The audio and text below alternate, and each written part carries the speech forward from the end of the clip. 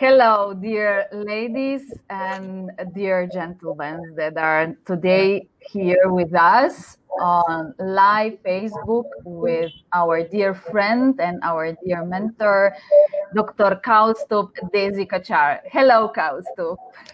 Namaste, Katya. It's so great to be back with you again, all the way from India. I'm so happy to see you. And today you have kept a very difficult topic for me, but I will do my best to answer. I know you will do your best, and I'm very excited to be here with you again and with all the friends that are going to join us.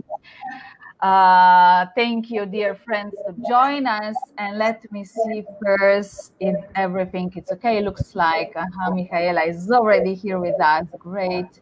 So everything is okay. Looks like, yes, today is a very, very difficult topic for all of us, all the humanity, but I'm sure that you will handle it, Kausthub. I know you are the only one that I know. So this is why the very difficult questions. But first, Thanks for the pressure.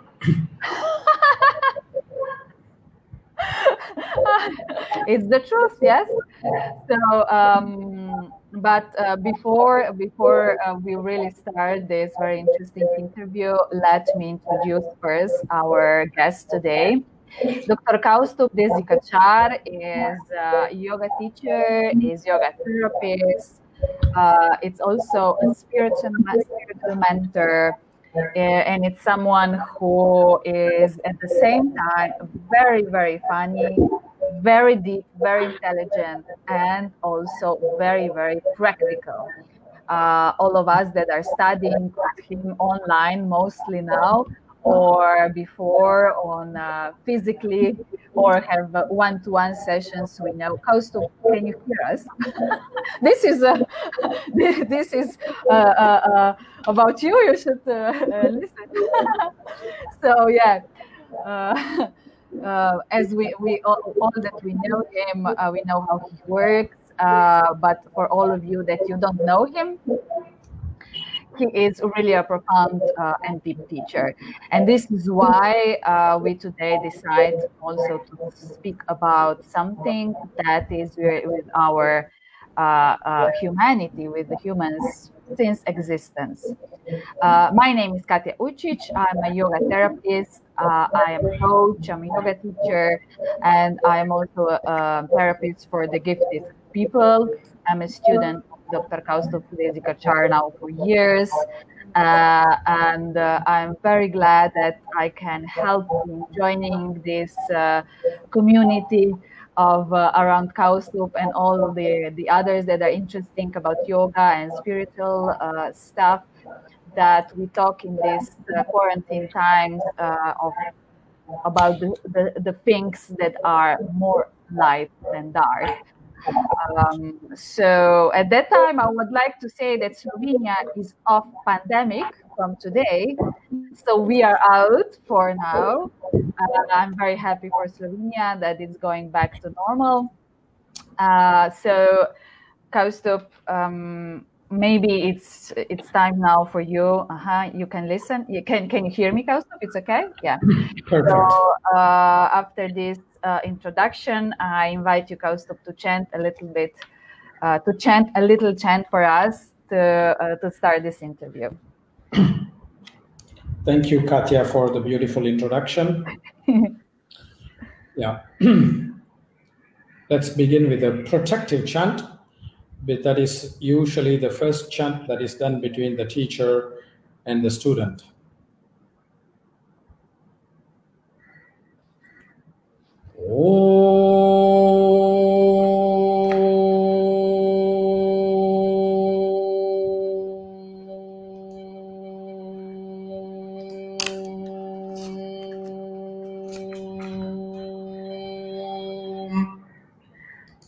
Sahana vavatu Sahanau bhunaktu Sahaviryam करवावहै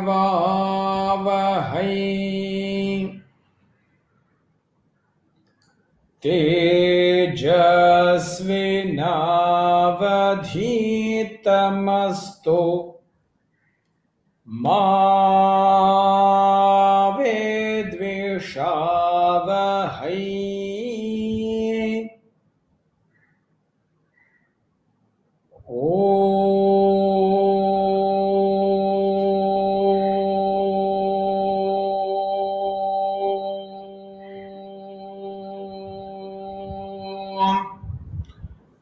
शांति शांति शांति।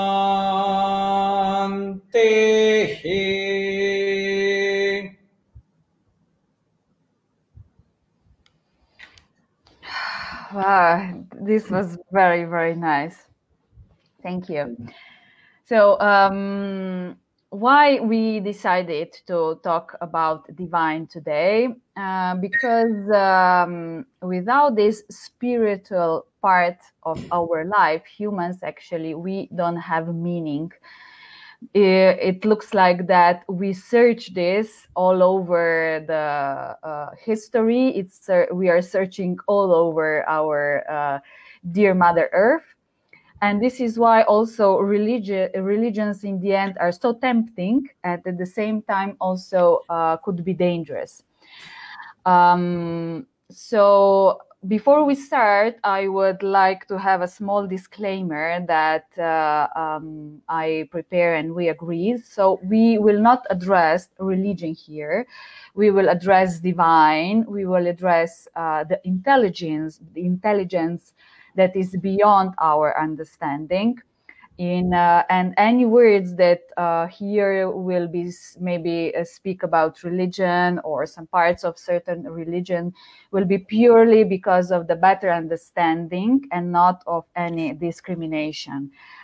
Just to have a disclaimer and that we are all on the same understanding. But maybe we start with a small question to all our friends online, Kausthub. So maybe it's good that you also think a little bit that why are you here today? Why are you listening? Why is this topic so important? And maybe did you ever thought about divine in a certain way? For sure you did, yeah. But just what kind of thoughts do you have? Or maybe at what age did you realize there is something more? Or maybe you realize that the religion does not answer on all your question about divine. If you could write down, it's very good to start with to see your opinion and your feelings about it. Yeah. We would like to greet all of you that you join. We are again all around the world. We have Michaela, Silvia, Seumhecha, I don't know, sorry if I pronounce it not correctly. Hello, Sarah, Davide, Aurelie, Maria, Alejandra, hello, Kaustri, Michelle, probably, yeah. Sorry? Kasturi. Kasturi, sorry. Sounds like Kaustub. Katri, Deepika, hi again. You're here. Arone, Sonia. Hi, Sonia from Trieste. Whoa, I live near Trieste, Sonia. My hometown is near Trieste. So if you could write down thoughts about your divine and your feelings about the divine and when did you meet with divine or would be nice. Hello, Rachel. But for Kaustop, a question is... Raven. Yeah, also Raven is here. They're both from Canada. Hi, Supriya, yes. So Kaustop, in history, people were looking at stars. They were looking at nature. They were looking at fire. They were looking at lightning. And they felt that there is something more that creates and something more that destroys. That is something more than human can do, and that's something they didn't comprehend in fully. So I'm wondering, is this searching, it's still in us, but is this like embedded in human beings? Is this search something that it's sort of maybe also dharma, or like a path? Is it in our genes or energy? Um, I think that is what separates human beings from, let's say, animals and plants. In Vedic philosophy, again, I qualify, this is Vedic philosophy. Yes.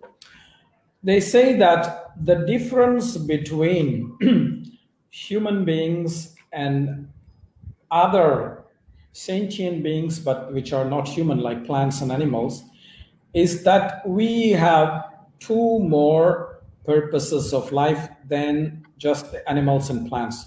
So, totally, there are four purposes of life: dharma, artha, kama, and moksha. Dharma is our life purpose. We have had a lot of conversation about it.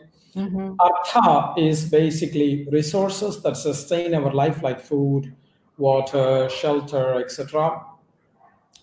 Kama is like desires, like sexual desires or desire to enjoy things, etc., which today manifest in the form of art, like music or dance and other things like that that we enjoy or desire. And basically, moksha, the liberation or the seek for the divine or the seek for something that is beyond us. And what Vedic science is saying is that this is what differentiates human beings to animals. Human beings don't only have the two artha and kama, which all animals and plants have. They have to nourish themselves with resources like food, and they have to procreate so that they can continue the offspring. Basically, if they do those two, it's enough for them. But dharma and moksha are two additional things for us humans. And I think for a long time, human beings have been seeking for these two purposes of life as well, not just in India, but all over the world. And I'm very sure that they took different approaches to answer this question of what is beyond life, what is beyond human life, especially. And I think in the past, they had much more capacity to reflect because they did not have so many distractions. See, today we have a lot of distractions, and we are primarily concerned about survival, which is basically about money today. Everybody is after money. But in the old days, they were not just concerned about this. They had a lot more time. They had a lot less distractions, and they were not what do you call? They were not satisfied with the answers that are just in front of the eyes. So that's why when you look at some of the Vedic stories, you have such brilliant teachings about how to approach the divine in so many different ways, not just one way, in so many different ways. And that is the beauty of ancient seekers. And I'm sure even in other places in the world, they had this question because they knew that they were not in control of everything. They were so clear about it. And that's why they were searching to find answers to see if we are not in control, who is that who is in control? Is there somebody who is in control? Who is it that make the stars? Who is it that created the oceans? Who is it that created the plants? Who is it that is sustaining all this? So they were reflecting about it a lot, and that is why the quest for understanding divinity is very old. It's not new. It's not new at all. Yes, so it's still also in us in these modern times, and we still feel it inside. I think we feel it all the time. For example, in my childhood, I know that when I was a child, I was aware of it. and but I didn't know what it is. But I was aware there's something beyond, yeah, and I'm still searching, like step by step. So, and I think this is very good because it gives my life more meaning, and it's more clear meaning that maybe something else that it's not that it's not so like clear, yeah. So what do you think that is this modern time is the connection to divine lost to humans? Are we like sleeping and will not get in touch in our divine? How controversial do you want me to be? The most you can be, of course, Kausthub. The most. I don't know how controversial the participants want me to be. Well, I feel there's two major problems that we in the modern era we have. Yeah. That is making us less and less disconnected from the divine. The first one, of course, is materialism. In modern society, we are believers of materialism only. We are so far like so-called scientific beings, which basically means nothing because science is a very inefficient tool, especially in the domain of spirituality.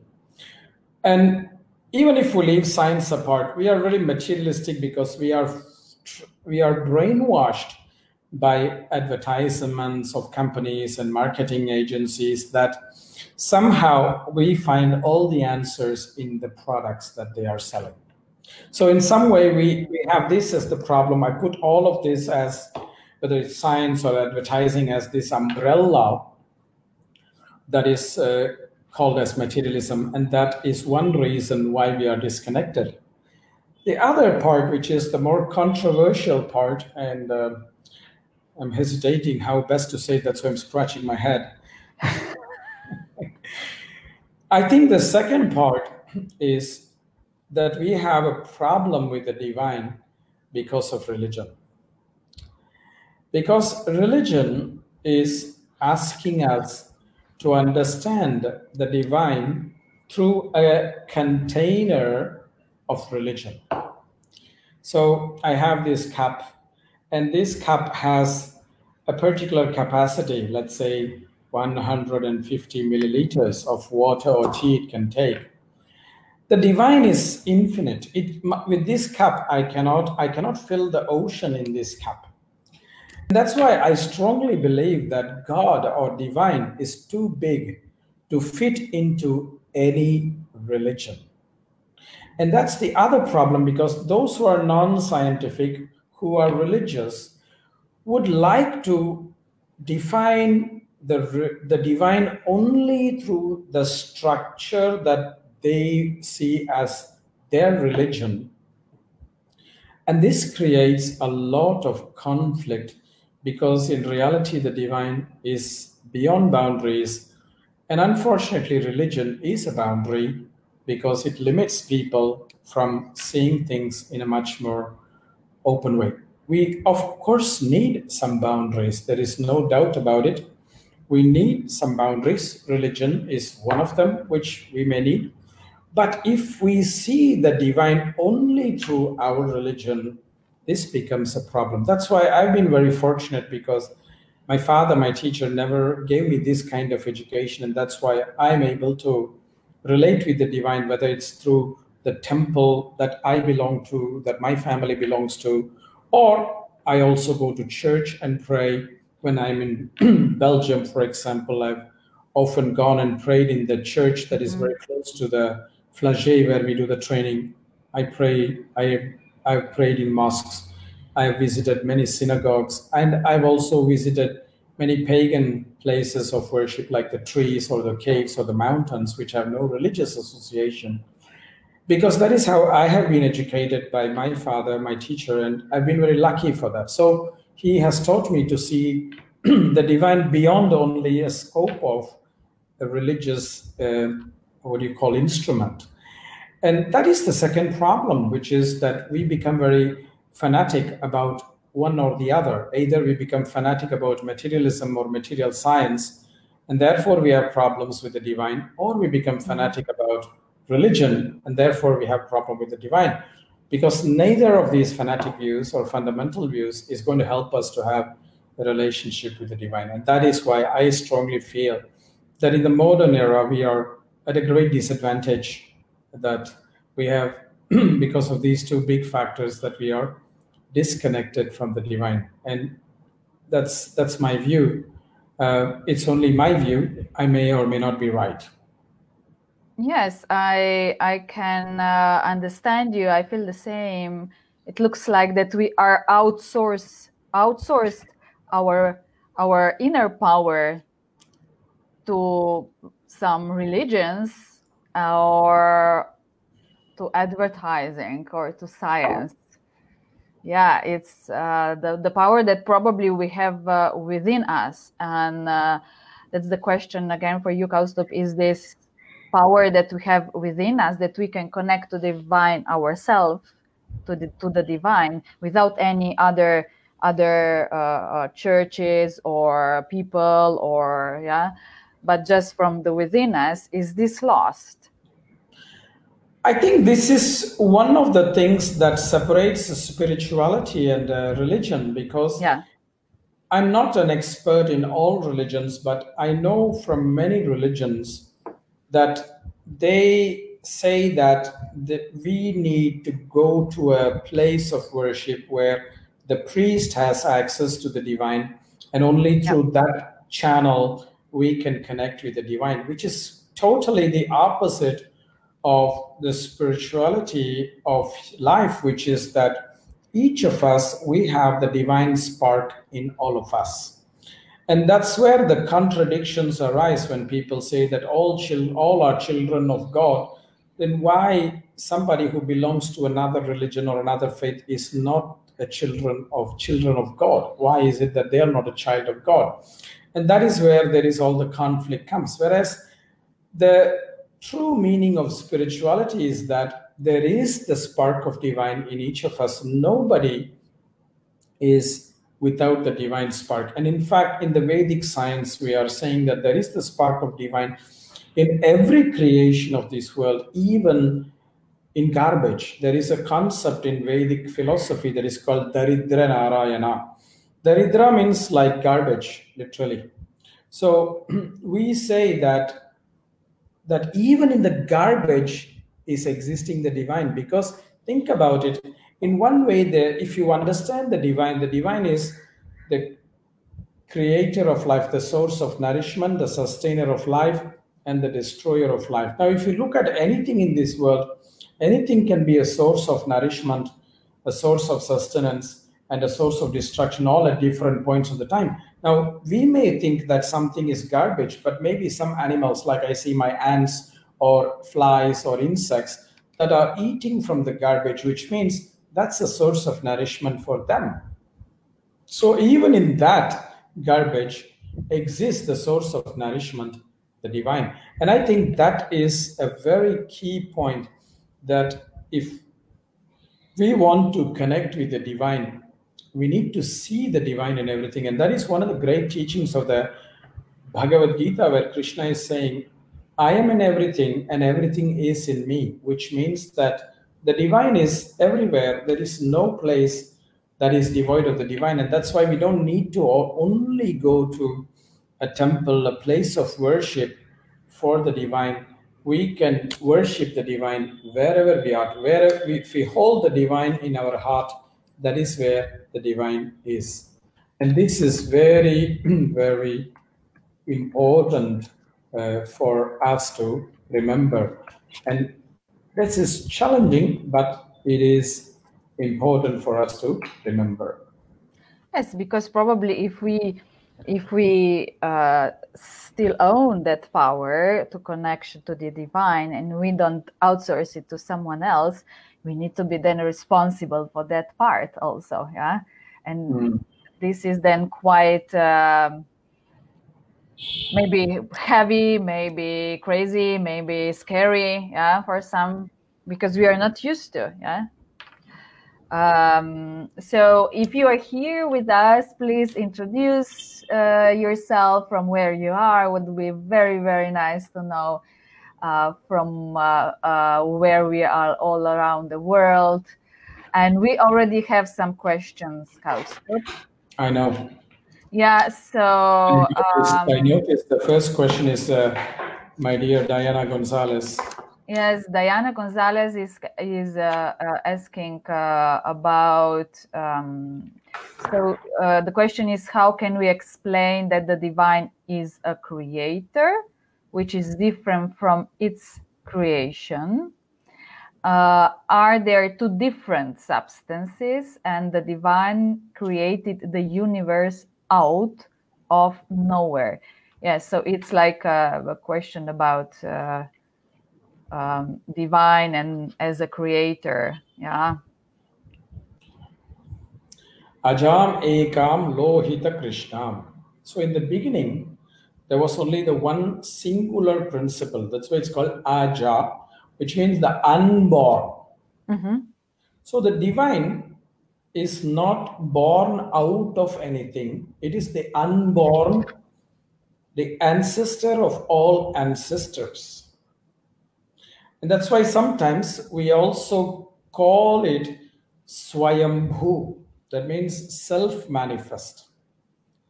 So the divine exists. Now, what existed before the divine is nothing.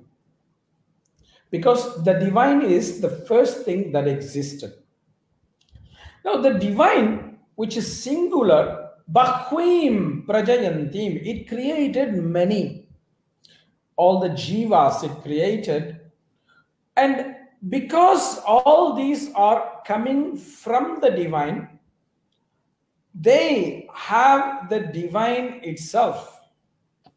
Because, an apple tree can only give apples. So, if the divine is creating all the creations, then everything is somehow having the essence of the divine, a part of the divine. So, in some ways, at a very fundamental level, there is no difference between the creator and the created. However, the creator creates the created for certain dharmas to be fulfilled and then return back to the creator. And that's why there are these differences. For example, the same mother has 5 children. All the children are not the same, but they all have the blood of the mother. So that is binding all of them. But each child has a different journey in life to fulfill. And that's the same. We all have basically the essence of the divine.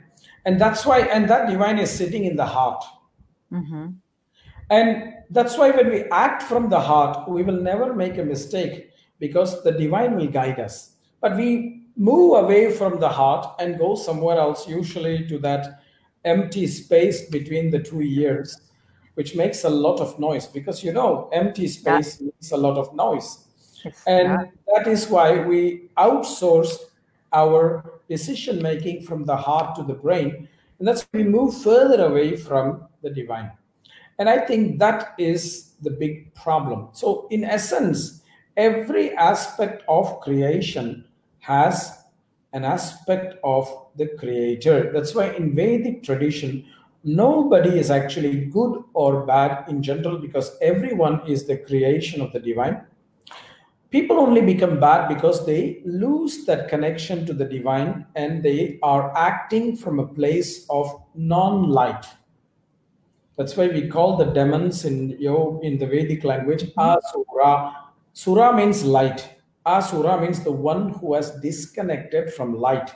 That light in the heart, if we are connected with, then we will usually act correctly. We will usually act correctly, even if it's not the same as what somebody else will act.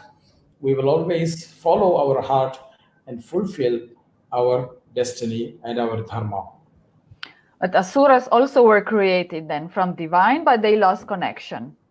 Yes, everyone is created by the divine, but there is just a loss of connection to the divine as the creator, because the divine is something that is not so easily perceivable. Yeah.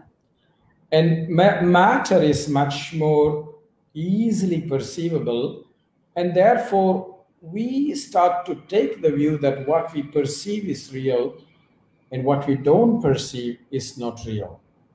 Exactly. Yeah. Yeah. And This is that's why Patanjali asked the question, Tat apramanakam tada kim syat. Just because your mind and senses cannot comprehend it, it doesn't mean that something does not exist. Because just because you don't see something, it doesn't mean that that does not exist. For example, my dog can hear sounds that I can't hear, can smell smells that I can't smell. But just because I don't smell or I don't hear, does it mean that that smell or that sound does not exist? It exists, but I can't hear. Yeah. The same way, just because our senses cannot perceive, it doesn't mean that the divine does not exist. And that is the big problem with materialism, where we think that what is visible is real, what is invisible is not real. But yet we still believe in love. A lot of people have confusion about love, because even love is looked at from a very materialistic point of view of attachment, not of connection. Exactly. Yeah. So I have a feeling, that maybe people, maybe not more in European, maybe, or not in India, or also India, we are searching for that as Kausturi. Yeah, I thought, is it there? Is it this your name? I'm sorry. Kasturi is a name of is a particular kind of a deer. It's a very musk-colored, the musk-colored deer. So, Wow. when they are wearing, Indians are wearing a mark which is like a musk color. That is called Kasturi. Kasturi tilake lalata palake. Kasturi tilaka means the orange mark on the forehead. How fantastic name. In Slovenia, you would be Srna.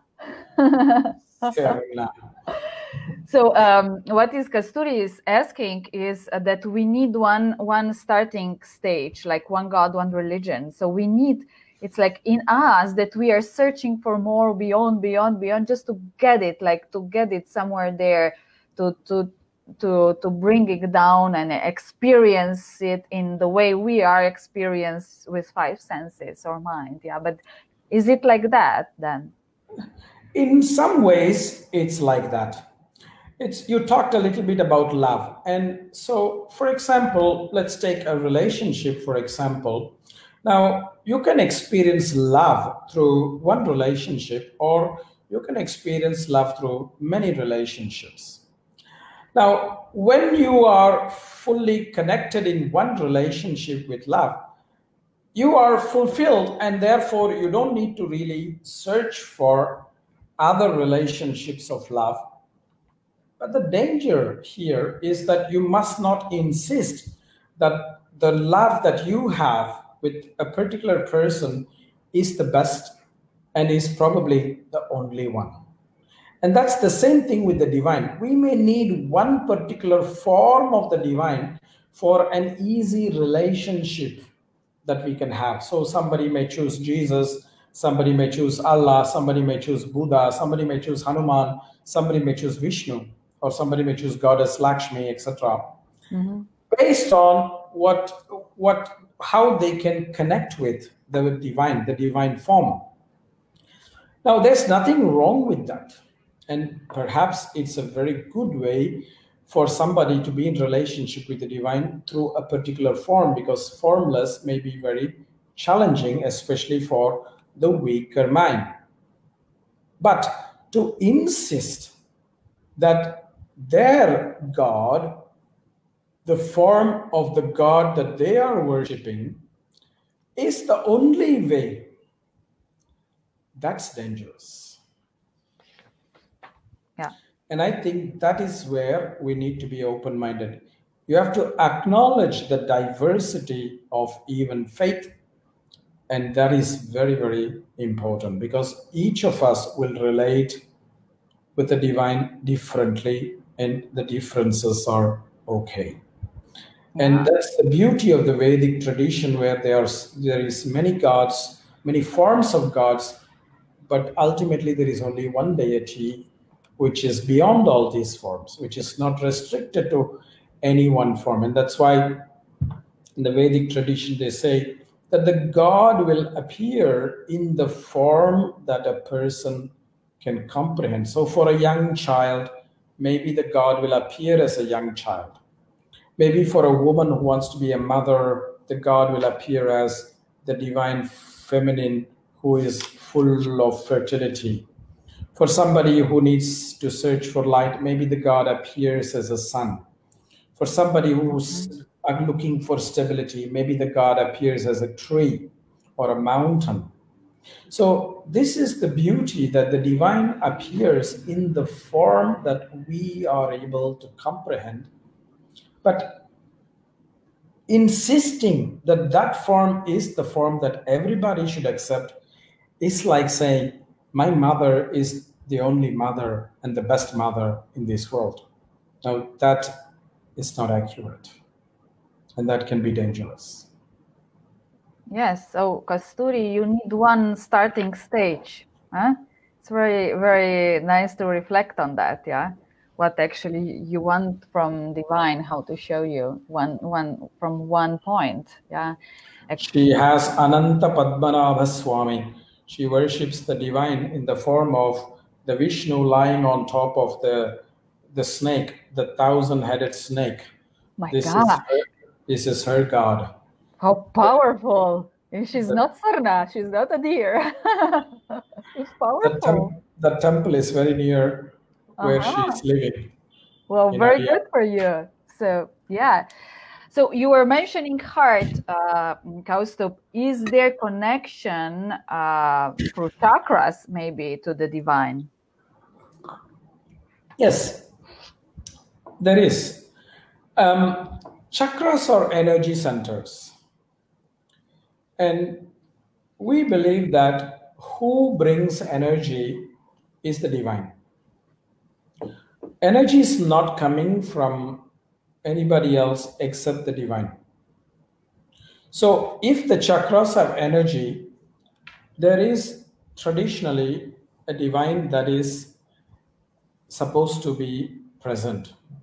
So, in the common Vedic school, for example, we always believe that the Mooladhara is what do you call controlled by Ganesha, Mhm. Swadhisthana by Brahma, Manipuraka by Vishnu, Anahata Chakra by Shiva, and Mhm. of course the Vishuddhi and Agnya Chakra. Their Vishuddhi Chakra is connected by the Jivatma, and Agnya Chakra by the Guru. Now you may look at Guru as the teacher or Guru as the Jupiter planet. Um, Guru is the Jupiter planet, which is in our tradition a deity as well. And the Sahasrara is considered the Paramatma, the infinite.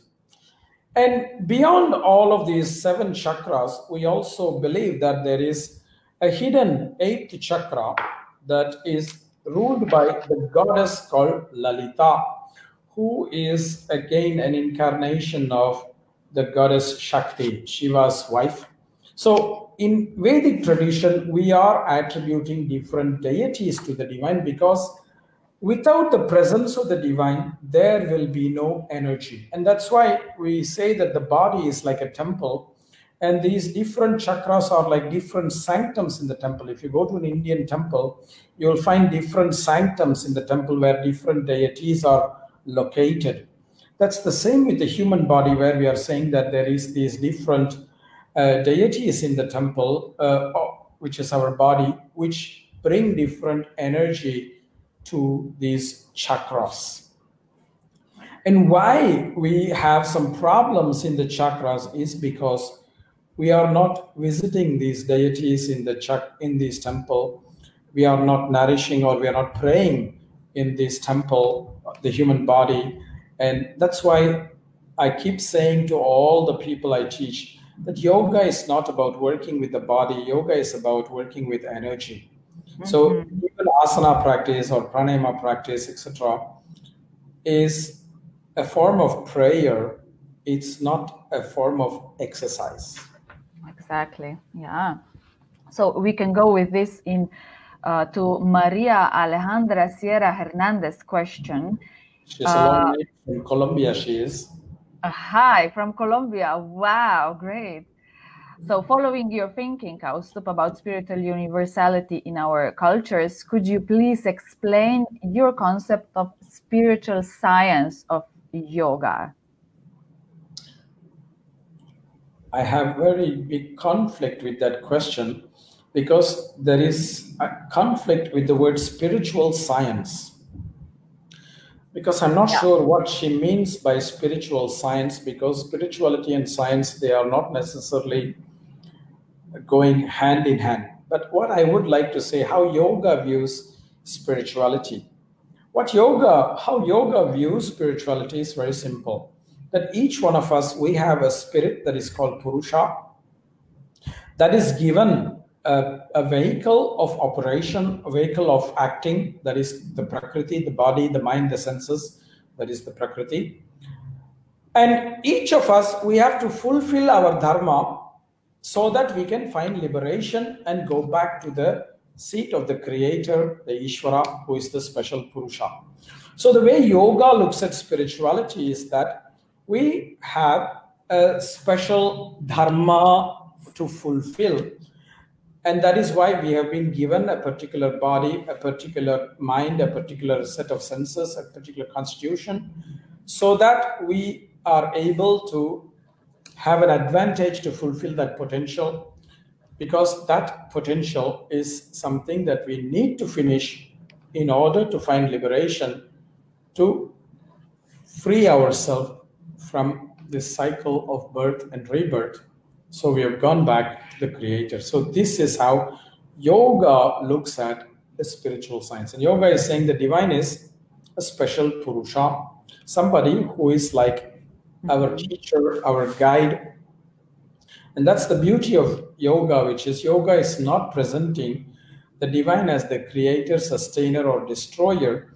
Yoga presents the divine as a teacher. Sapurvesham api Mhm. guruhu kalena anavachchedat. Guruhu, Ishvara is a guru. Tatra niratishayam sarvagnya bijam, who has the source of all knowledge, Mhm. and somebody who is not affected by klesha or karma, etc., which we are, and that is why Ishvara has a special place. So that's why the god of yoga is not the same as the god of Hindu religion, because Mhm. it's not presented as the creator, destroyer, or sustainer. And what is even more fascinating is what Patanjali says, that when we understand Ishvara or when we realize Ishvara, Yes. we are not finding heaven. We are basically finding ourselves. How beautiful.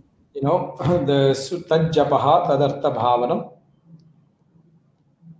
ततः प्रत्यक्षेतन अधिगमः अपि अंतराय अभावः च.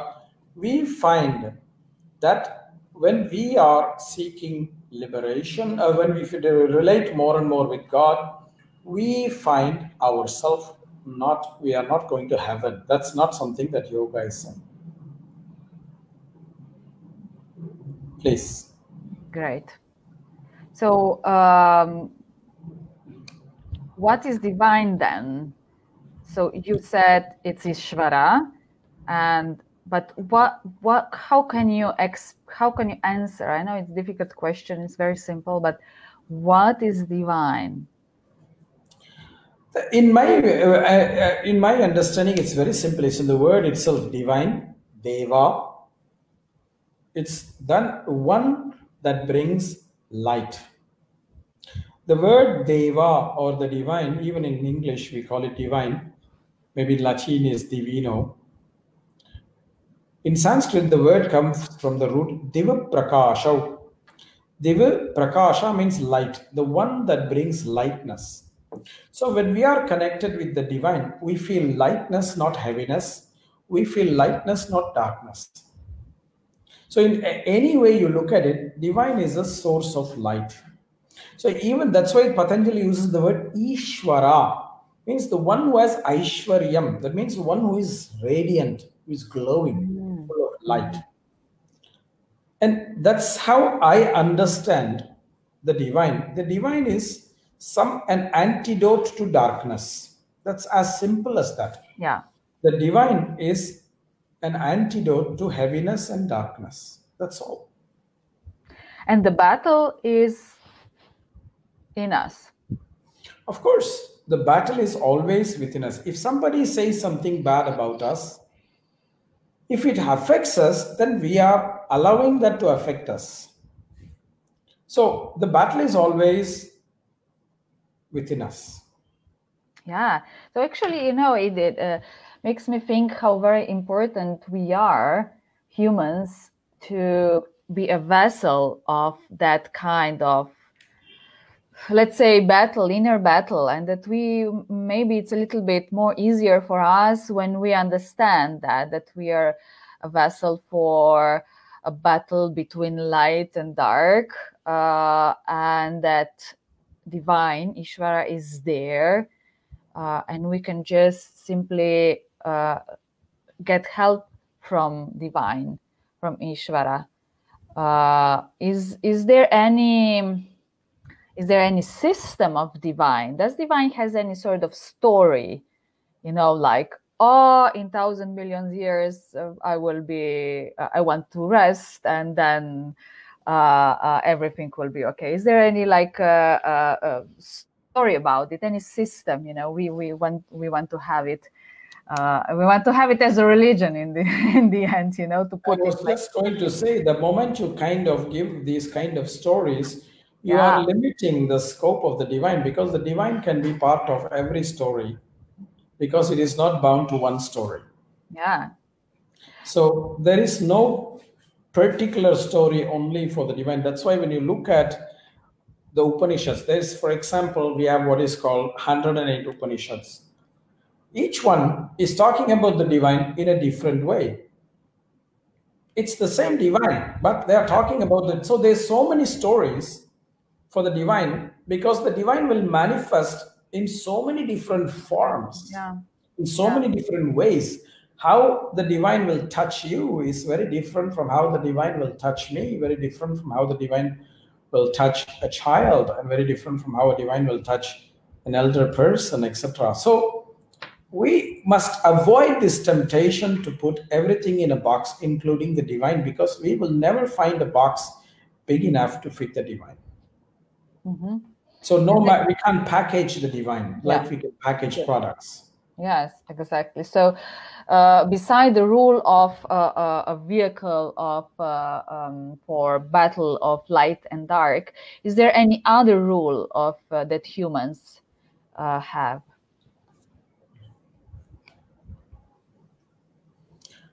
I think dharma and adharma is another rule Mm-hmm. because we always have what is called a conflict of dharma. So, what is right and what is not right? What is appropriate, what is not appropriate? And sometimes we may have conflict between two dharmas. We may have conflict between two dharmas. Many years ago, I had an example where one of my students who was vacationing with her family in Thailand, her husband was sleeping in the hotel room and she was swimming with her two children on the beach. And on the day in the morning when the big tsunami happened in Asia, Mm-hmm. many years ago. I think it was 2005 or something like that. Now, there she is. She has a battle of Dharma. She has not the time to save both children. She has to choose which one to go and help. So, this is a one way where life creates this conflict of dharma for us to connect with the divine. And in that moment, the divine guided her. She went for the younger child because she knew that the older child could probably manage. So she went to save the younger child, and something guided her. It was not, she was not analyzing at that moment saying, okay, Yeah. which one should I go, which one? It was an intuition that the divine was saying from her heart, go for this. And she followed it, and she saved the younger child, and the older child could run by itself for safety. So now she has both children. Wow. So sometimes there is conflict of dharma that brings us the interplay of the divine there for seeking guidance. And sometimes we have to accept that this is one thing. And this is not something that many modern people are alluding to, because many modern people have no idea what is dharma, what is the big dharma as well as the smaller dharmas. And that is the problem. That is the problem. Yes, for sure. So how can we connect to the divine, but not with that kind of catastrophic events? You know, how can we connect or be aware of the connection? Maybe it's also, you know, the first step, or be ready to be aware to connection. Yeah. Receptivity. It's as simple as that. It's just receptivity. For me, I always feel the best example is the sunlight. Now, the sunlight is always there. It's non-discriminating. It's always shining, whether it's a good person or a bad person, whether it's a poisonous plant or a delicious mango. It doesn't discriminate. It's giving light. Now, whether you want to receive that light or not, that's your choice. We modern people, we are avoiding the sun. We stay in the building because we think it's too hot. So we stay inside and put on AC and things like that. So we become vitamin D deficient and create all these other kind of diseases. Now, are we able to receive the divine? That's the simple answer. And for that, the answer is so simple. For receptivity, you need now, if I want this cup to receive my tea, this cup has to be open. And only when it's open can it's receiving tea. So we need to open our heart, because the only way the divine can reach us is through the heart. So if we don't keep our heart open, the divine's grace is not going to come. The divine is not going to give you grace at one moment and not at another moment, because the divine is always offering grace, whether we like to receive it or not. That's the key question. So we have to have openness. And the point about openness is also that I have to accept that if I am searching for water, I accept the water that is coming, whether it's coming from this person or that person, or whether it's from this river or that river. I can't say I only want to drink Evian water.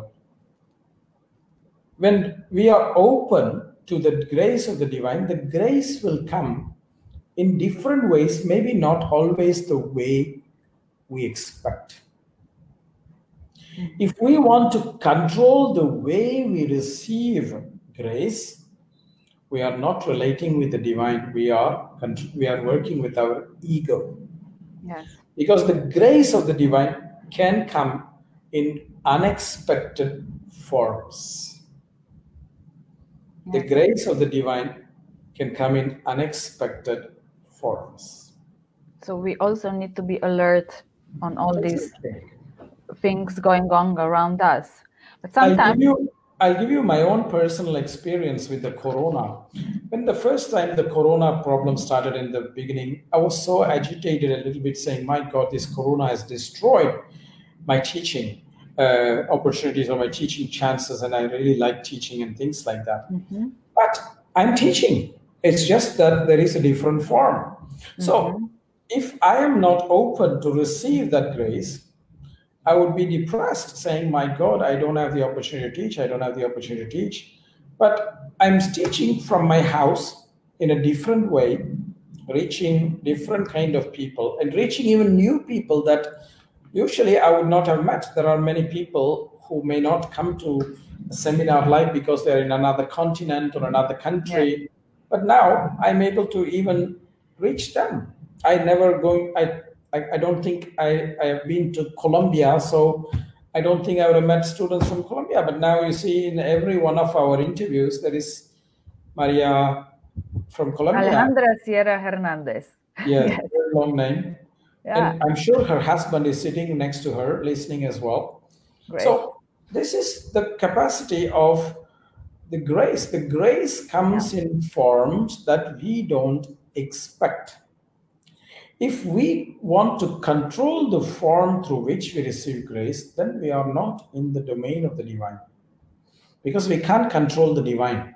The divine has its own way of operations, and that is why the only way to receive the grace of the divine is to be open to receptivity. Yes. But sometimes, not sometimes, all the time in this world is that a feeling inside us, if we control, which means if we have certain rules, if we are close the doors for certain event situations, then we are safe. It's like if we will open, we are too much vulnerable, and there will be a big pain in our heart. So we close the heart. Maybe there are like two separate things, or is the same. Can we open heart to divine but then not be vulnerable? It's a heavy load on the humanity, I think, the vulnerability. My experience is that vulnerability is not a weakness, it's a strength.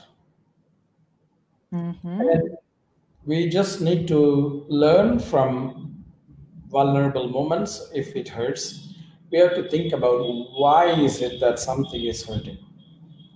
And Mm-hmm. very often, the answer to why something is hurting is not because of something external, but it is because of something internal. It's attachment to some expectations, or attachment to a belief system, or attachment to some ideas, and that is why we get hurt. So my experience, and I can tell you because there are so many people who with engaging with whom I have been hurt because I have been very open in my heart, that Yeah.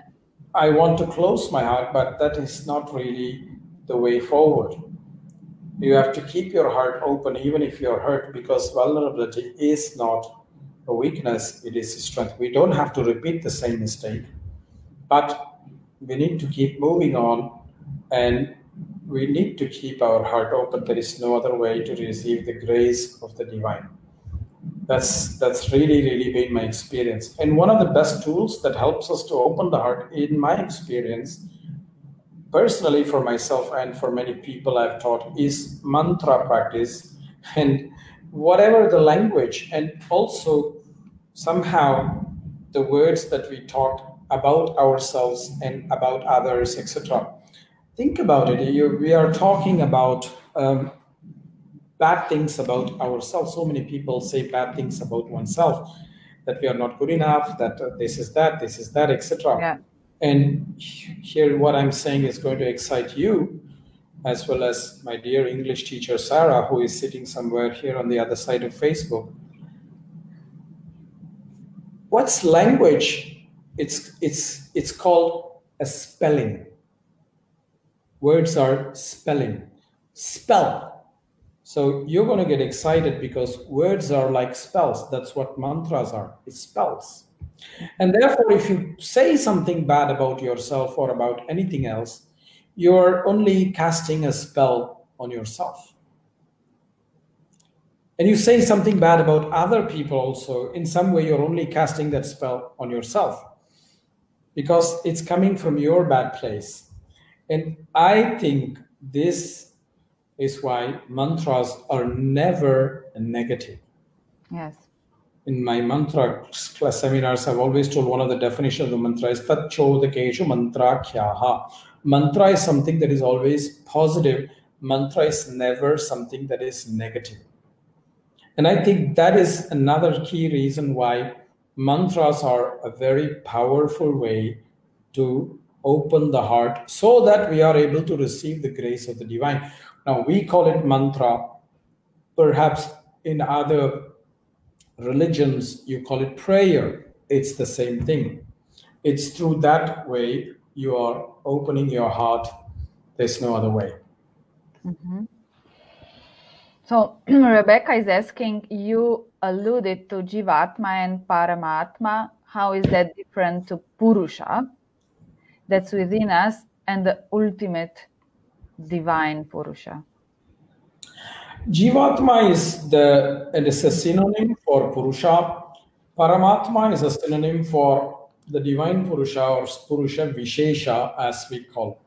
So Yes. it's just synonyms. It's just another way of saying it. That's all. Yes. Okay. So Deepika is saying, blessed to be the part of this community and student of the teachings. How nice. And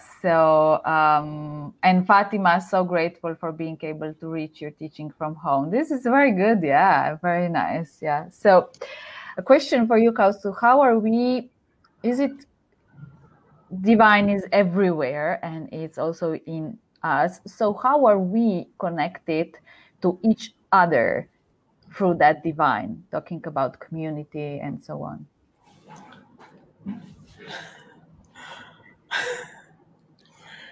Why in India we are doing Namaste is not because of social distancing. Like now many Western political leaders like Prince Charles was doing Namaste now because of the coronavirus. Very good. Why we are doing Namaste is because what we are saying is we are bowing to that divine inside you. And when the other person does Namaste, that person is saying, we are bowing to that divine inside you. So inside you is a divine, inside me there is a divine, and we are acknowledging the connection between the two divinities. And that we extend to everybody. And that is how in Vedic tradition we are relating with the divine, because we are honoring the presence of the divine in each of us, no matter who that person is, whether it's a upper class person or a lower class person or engineer or a taxi driver or whatever. It does not matter. Everyone, everything in this world has the divine, and that is why we are doing Namaste. It's one reminder that we have to connect heart to heart. Now, if we don't connect from heart to heart, we are disconnecting from that and we are connecting intellect to intellect. And that is the modern approach of narcissistic egotism, Yeah. where we want to acknowledge people who are useful to us, but the moment they are not useful, we are not going to care about somebody else. So I think we have to honor the presence of the divine spark in each person, and that is the best way to connect. You Mm-hmm. see, as soon as I say that, my dear friend Yoga Chemmal Meena is saying Namaste from Pondicherry. Hi, Namaste, Yoga Chimal. Yeah, it's like that. Yeah. Yeah, So, yeah. yeah. So when we connect to each other through the heart, we are also contributing to the community, to the earth, to the planet. So in a way, we are changing also the energy on the planet, that it's not so much dark, it's more light. Correct. And so how you think how can we say, what are your thoughts about the new world? Like, let's talk about the new world when there is more light and not so much dark as it is now. Yeah. So when we are in Kali Yuga, so it's how is it when we are more in light? blinking the light? It's very simple, because when we talk about heart-to-heart relationship, it's basically love in the purest sense. Now, when we have a relationship with a partner or a family member, it's love with expectations. Yeah. But when we have a relationship with the divine or with each other, it is basically a form of love that is beyond expectation. And that word that Patanjali uses is called Shraddha. Shraddha, Bhakti Vishesha. It's a special form of love. It's a special form of devotion. So in the new world, what is called Krita Yuga, this love was very strong. There was no need for manipulation. Mm-hmm. Whereas in Kali Yuga, the manipulation is very strong. There's very little space for love. And even this love, we only love people with whom we have some kind of interest or expectation in return. And that is not really love. The moment we have the expectation is not being satisfied, then we start hating that person. That means originally it was not even love in the first place, it was an attachment or an expectation. Mm-hmm. So basically, the only way is love. The way to relate with the divine is love. And that is creating a lot of conflict today, because the word love is associated a lot with romantic relationship and things like that, which are heavy baggage. And it's difficult to say to somebody, I love you, because then it creates a lot of false expectation. Mm-hmm. And unfortunately, that is what we are saying when we are saying Namaste, is we love that divine in you. And the other person is saying, hey, we love that divine in you. And that's all. And there is no other way to the divine except through love. Mm-hmm. But that's a loaded word today, and that is the problem. Yeah. And modern people, we have the great capacity to somehow make every good thing into something bad. Yes. Yeah. Yeah. Exactly. So manipulation is really very strongly present here in this time, like very sticky, dark. I can feel it. So although we think maybe personally we don't manipulate and so on, as you said, it's always a story behind. And this is why it's very good to have a third person or a teacher or a therapist to show you where these manipulations are hidden.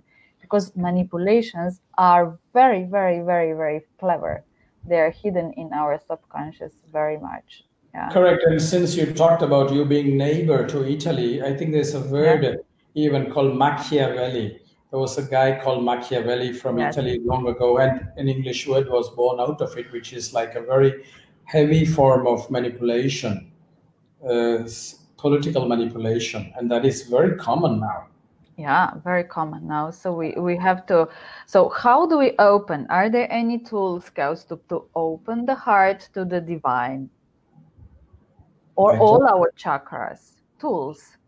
I thought I answered that question. The best way is to use mantra, because mantras are always positive. They reinforce ourselves. But more than that, we cannot do mantra from the lips. The mantra has to come from the heart. Mm-hmm. So that's where there's a responsibility for us that we have to feel open. If we don't feel open, then it's difficult. So it is a choice. And that choice is within our power. Exactly. And each one of us can make that choice. It's not a choice that is difficult to make. It's a choice that is essential to make. It's possible. So these two, I would say, that's why even when we do mantra, they say tat japaha tat artha bhavanam. Feel the mantra and what it represents in your heart. It's not, mantras are not coming from the lips, it is something that is coming from the heart. Yes, exactly. Yeah.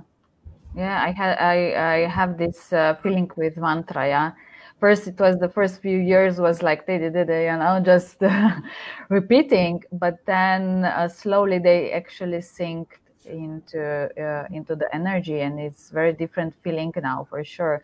And it's a free will in the end to open, and this is what we still have. It's still not taken from us. Yeah, the free will to decide and to say, okay, I will sit down every day and do mantra. Yeah, it's Mm. it's still in the human beings. Yeah, so we are slowly to. It's already 1 hour and 10 minutes. Kaustubh, we are very very generous today with time. It's So, okay. If yeah, somebody has some questions, we can answer. we can answer. So I think that we covered mostly the basic, the all the questions that were there. So in the end, I would just like to tell two things. I am inviting you all to, if you're interested. I had a few days ago. I had the free workshop, expressive art workshop, Art Heals. Some of you attended. It was really, really amazing, really nice. So I am offering a very short program of 4 workshops now together, when we will cover the body, the mind, the subconscious, and the energy through art. If someone is interested, I will post it on this Facebook. So warmly welcome. There are still few spots open. We will be a small group, so it will be much more easier also to work. And Kaustubh, you have any other courses, online courses coming now? Yeah, in June, I will do an online course on Samantraka Pranayama, pranayama with the use of mantra. So, if anybody is interested in experiencing that, you are welcome. It will be one of the first time we are doing this seminar online. So, please take Great. the opportunity if you can. Great. Thank you very much. This is an amazing opportunity.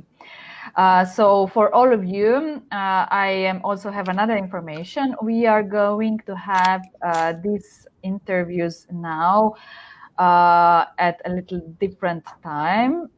So we are going to have them on Saturday, probably Saturday in European time, Saturday 10 or 11. But you will get a notice on my Facebook page. So if you are not a friend, connect so you can know. So see you in 2 weeks, Kaustubh, yeah, on Saturday. So thank you all for being here with us. It was so nice to see you from all around the world. Thank you, Kaustubh, for your time Namaste. and all the questions. So the next interview will be in 2 weeks on Saturday. Yeah, so it's 15 days. See you there. And for the last point of this interview, would like to ask you, Kaustubh, to chant for us. Okay, let's do a chant before we finish.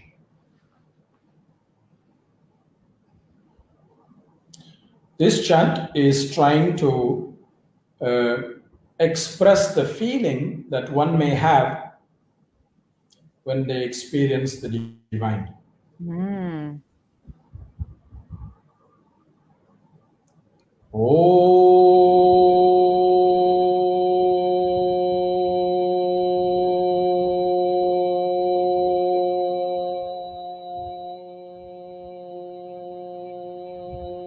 Om. Etat samagayan naste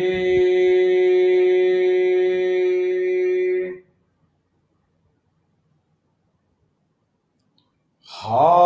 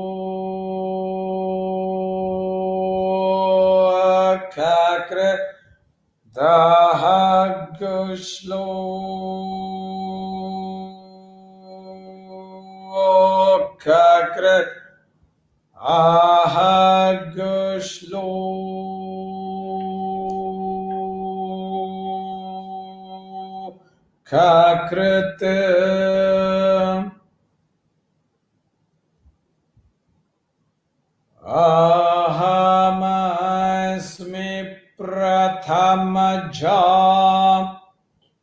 rita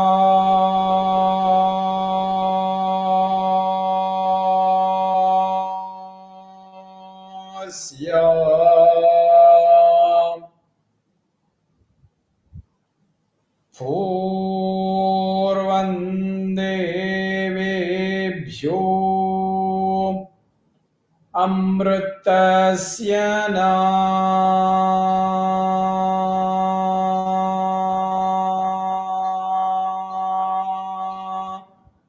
bhayi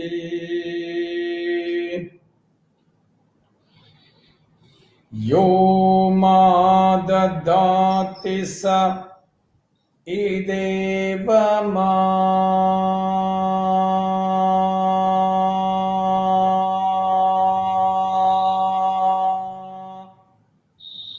Vaham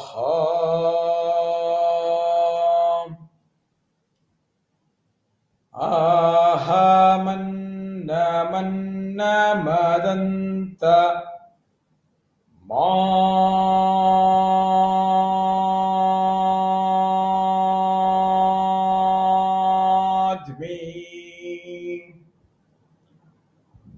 Aham Vishwam Bhuvanamabhya Bhavam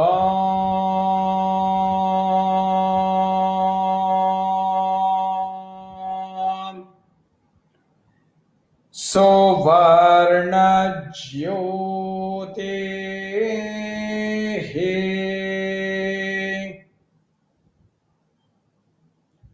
Ya evam Veda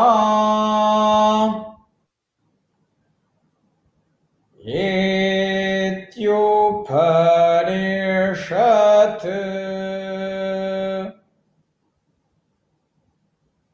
Hare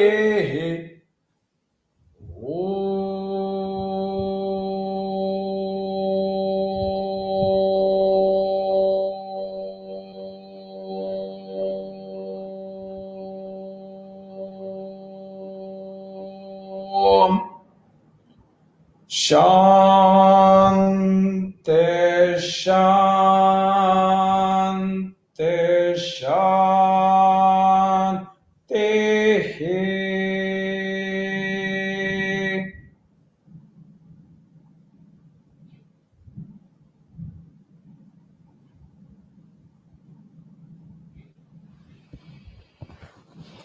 Namaste friends, thank you. Namaste, friends.